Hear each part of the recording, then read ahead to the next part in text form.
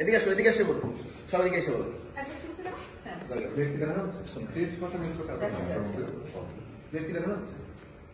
হ্যাঁ যাচ্ছে যাচ্ছে, প্লেট দেখা যাচ্ছে, প্লেট থেকেই যাচ্ছি আমরা। হ্যাঁ যাও দাদা, রোলিং, রোল, অ্যাকশন।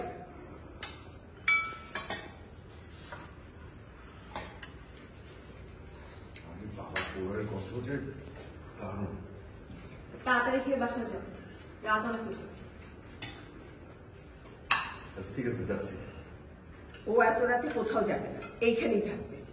মা শোনো, তোমাকে একটা কথা সাফ সাফ আমি বলবি, আমি এই সংসারে আর ফিরবো না। তুমি জোর করে তোমার এই বোনের ছেলের সাথে আমার বিয়ে দিছো, মেনে দিছো। গত 9 মাস ধরে সংসার করার চেষ্টা করছে, কিন্তু এই পাগলের ভার আমি আর আমার মাথায় নিতে পারতেছি। আমার ভার তুমি মাথায় নিতে পারবে না মানে এটা কি ধরনের কথা? আমি কবে তোমার মাথার উপর চেপে বসলাম যে তুমি আমার মাথায়, তোমার মাথায় আমার ভার নিতে পারবে না? দেখছো, শুনছো, এইরকম কথা বলেছে আর তুমি বলো সুস্থ। কিন্তু শোনো, আমার সাথে না এভাবে তুমি কথা বলবে না। তোমার একটা মায়া থাকা দরকার। তুমি জানো যে আমি একটা এতিম মানুষ, আমার পৃথিবীতে কেউ নাই। এইসব ব্ল্যাকমেইল করে আমার আর কি আর কোনো লাভ নেই, এইসব ব্ল্যাকমেইল আর কোনো কাজে দিবে না। কাজে দিবে না মানে? আমি তোমাকে ব্ল্যাকমেইল করছি না, আমি যেটা বলছি এটা ফ্যাক্ট। আমি আমার অনুভূতি প্রকাশ করছি। আমার বাবা মা মারা গেছে 20টা বছর হয়ে গেছে। আমার একটা মাত্র বোন আছে, সে থাকে আমেরিকাতে। সে চায় তার কাছে আমি চলে যাই, কিন্তু আমি এখানে যেতে পারছি না কেন? তোমার কারণে। শুধুমাত্র তোমার কারণে আমি দেশে পড়ে আছি।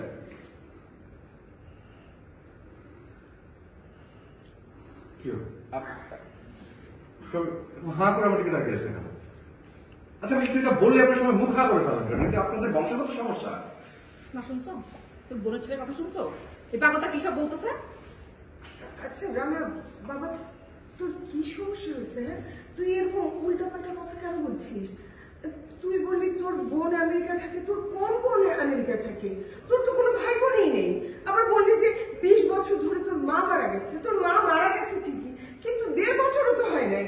আবার তুই বললি যে তোর বাবাও 20 বছর ধরে মারা গেছে। আরে সে তো গ্রামে থাকে, তাকে তুই মেরে ফেললি, মৃত্যু বললি। তাই তো, দেখো তো অবস্থা খারাপ। মানে আমি এরা পাত্তা দিচ্ছিল না, আমি একটা বই পড়ছিলাম। ওই বইয়ের কাহিনীর মধ্যে এমন ভাবে ঢুকিয়েছি সেখান থেকে বের হতে পারি, ভেবেছি আমার কাহিনী। নিতুর মা শোনো, আমার ধারণা নিতু ঠিকই সিদ্ধান্ত নিয়েছে।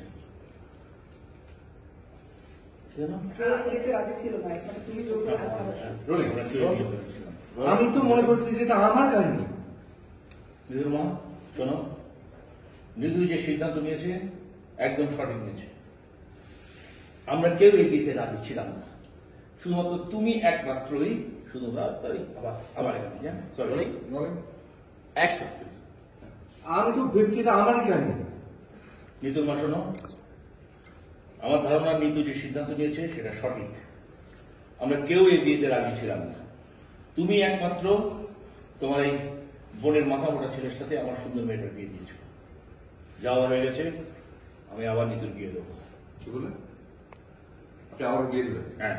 আবার শোনেন, আপনার যদি বিয়ে নিয়ে এত শখ থাকে, আপনি পারলে নিজে বিয়ে করেন, নাহলে মৃত আমাকে আরেকটা বিয়ে দেন। আর যদি তাও বিয়ে করার শখটা মেটে, তাহলে বংশে একে একে ধরে সবাইকে বিয়ে ধরে বিয়ে দিয়ে দেন। কি বলছিস তুই? হ্যাঁ, থাপ্পড় মেরে তো সবটা তুই ফেলে দেবো। হ্যাঁ মানলে মারবেন, সমস্যা নাই। আর সেটাতে আমার কোনো প্রবলেম নেই। আপনি আমার বউকে আবার বিয়ে দিবেন, আপনি এই ধরনের কথা কিভাবে বলেন? আপনি কি ফাইজামি পেয়েছেন? দেখেছো তোমার বোনের ছেলের কথা শুনেছো? হ্যাঁ, শ্বশুর সঙ্গে কিভাবে কথা বলতে হয়? আমি আপনার সাথে কিভাবে কথা বলবো? আপনি আমার বউকে আবার বিয়ে দিবেন মানে? আর আমি আপনার সাথে বধূভাবে কথা বলবো? প্রশ্নই আসে না। আমার বই যদি না থাকে, আমি এরকম তাল গাছের মতো শ্বশুরতে কি করবো? ভাইজান, আমি আপনার লোকে এক আমি আপনার লোকে। Thank you. হ্যালো, আপনি একটা বিষয় তো আমি বুঝতেছি না। কোন বিষয়টা? কোন বুঝাই দিন। আপনি তো আমাকে খালু বলেন, হঠাৎ করে আজকে দেখতেছি সে তখন থেকে ভাইজান করে বলতেছেন। কি জন্য? সমস্যা কি? এটা বিস্তারিত বলবো না, বলতে পারতাম শরম। ওরে বাবা, শরম লাগে, বলতে হবে, বলেন। জুলেখার কাহিনী কি? তুমি ওই ভাইজান কেন বলতেছো? জুলেখা, কাহিনী কি? তুমি ভাইজান বলতেছো কেন? ভাইজান আজকে কইছে আমার এবার করে নীলপুরির লাগে আমার মনে ভাইজানের লাগে একটা জায়গা আছে। মাই গড, রানা, কি সমস্যা তোমার? হ্যাঁ, তোমার তো চরিত্র শেষ, খাতাম, টাটা, বাই বাই। আমি শুনলাম যে তুমি তোমার এই যে পাশে ভাবি আছে না, কি যেন ভাবি না, সাবিলা ভাবি, তার সঙ্গে তাকে নীলপরি ডাকো। আজকে আবার খালাদারের মতো এরকম বয়স্ক মহিলাকে আপনি নীলকবি বলতেছো? সমস্যাটা কি? এসব করে তুমি মেয়েদেরকে হাতে রাখতে চাও? ছি, ছি। কি একটু দাঁড়াও। একসাথে শুধু তো, শুধু ছিল। কি তুই দিয়ে দেবো সিসিলি আমাকে তো মাস করে দেবে হ্যাঁ ওই জায়গায় অসুবিধা নেই কেউ তো দিয়ে দেবে ঠিক। তোমার মাথা খারাপ জানতাম তোমাকে সমস্যা জানতাম, ওটা মেনেও নিয়েছিলাম, কিন্তু তোমার চরিত্র যে খারাপ সেটা আমার জানা ছিল না। ছি ছি ছি, তোমাকে আমার পরিবারের একজন ভাবতে আমার খারাপ লাগতেছে। রান্না শোনো, তোমার সাথে এক টেবিলে বসে খেতে আমার রুচি হচ্ছে না। প্লিজ তুমি বাসা থেকে চলে যাও। রেডি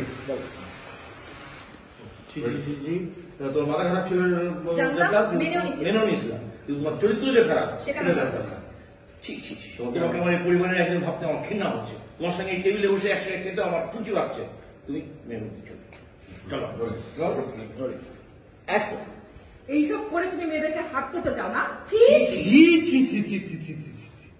তোমার মাথা খারাপ জানতাম, তো তোমার চরিত্র যে খারাপ মাথা, এটা মেনে নি না। তুই বলো আই তুই চিচি করছিস কেন এটা বলো না মেনেও নিয়েছি। এটা দোষ ছিল। আই তুই চিচি এই তুই ছি ছি করছিস কেন? রোলিং হ্যাঁ দাঁড়া রেডি রোল রোলিং অ্যাকশন। এইসব বলে তুমি মেয়েদেরকে হাত করতে চাও, তাই না? ছি, এই, তুমি ছি ছি করছো কেন? তুই না তুই করে বলে আচ্ছা, তুই গলা উঁচু করে বল। না। এই, তুই চিচি করছিস কেন রোলিং অ্যাকশন। এইসব বলে তুমি মেয়েদেরকে হাত করতে চাস? ছি, ছি ছি। ছি ছি ছি। এই, তুই ছি ছি করছিস কেন? হ্যাঁ, তো মাথা খারাপ জানতাম, মেনেও নিয়েছিলাম, কিন্তু তোর চরিত্র যে খারাপ সে তো জানতাম না। তোকে এই পরিবারের একজন ভাবতে তো আমার ঘৃণা হচ্ছে। হ্যাঁ, তোর সঙ্গে তো এই টেবিলে বসে খেতে আমার রুচি হচ্ছে না। তুই এক্ষুনি আমার বাড়িতে বসে যা, যা বাড়িতে যা। আচ্ছা ঠিক আছে পোলা রোজ খেয়ে তারপরে যাচ্ছি 3 দিন ধরে নুডলস খেতে খেতে আমি বিরক্ত খবরদার, এখানে এক ফোঁটা কিচ্ছু করবি না, যা বাড়িতে যা। আচ্ছা শুধু রোজটা খেয়ে যাই খবরদার কাজ করবি না, যা যা বলছি।